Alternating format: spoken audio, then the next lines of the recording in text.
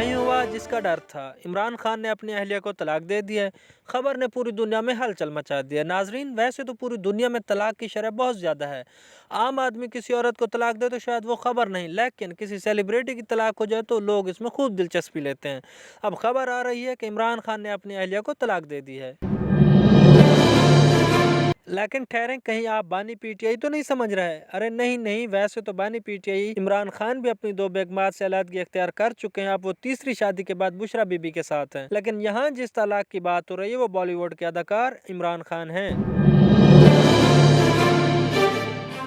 आमिर खान के भांजे और हिंदी फिल्मों के अदाकार इमरान खान ने अपनी अहलिया अवंतिका मलिक से तलाक की तस्दीक कर दी है। इस तरह इमरान खान ने बरसों पर मुहित इस सफर को खत्म करते हुए अपने और अवंतिका मलिक के तलाक का इंकशाफ किया और बताया कि हमारी तलाक फरवरी 2019 में हुई।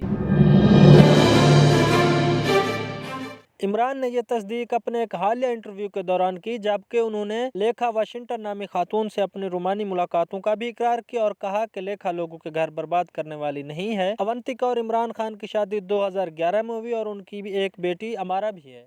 Please subscribe my channel for more updates. Thanks for watching.